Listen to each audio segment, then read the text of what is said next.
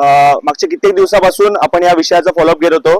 13 तारखेला आपण पहिलं पत्र लिहिलं होतं की अखिल भारतीय विद्यार्थी परिषद म्हणून पहिलं पत्र दिलं होतं की 25 तारखेला जी IBPS आणि महाराष्ट्र राज्य नागरी सेवाची परीक्षा आहे ती क्लॅश होते, त्यामुळे ती परीक्षा पुढे ढकलण्यात यावी.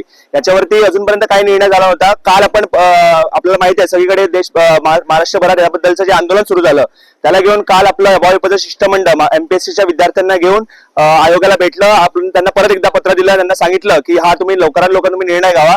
त्याप्रमाणे आज जी 10 वाजता सकाळी बैठक लागली आयोगाच्या बैठकीमध्ये आत्ता आपल्याला निर्णय जो लक्षात आलाय तो निर्णय असा आहे की 25 तारखेची जी महाराष्ट्र राज्य नागरी सेवा परीक्षा आहे ही त्यांनी पुढे ढकलण्यात आली आहे. हा विद्यार्थ्यांचा विजय असून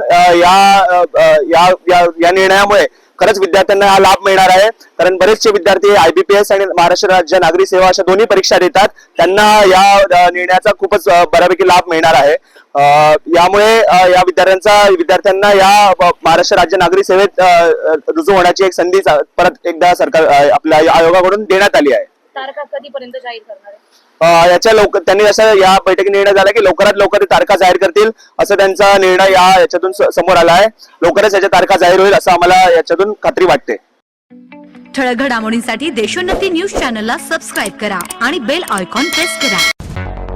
मुंबई, पुणे, नागपूर, मराठवाडा असो का विदर्भ, राजकीय, सामाजिक, शैक्षणिक क्षेत्र असो का क्रीडा, सर्वच घडामोडीचे विश्लेषण पाहायला विसरू नका. फक्त देशोन्नती न्यूजवर.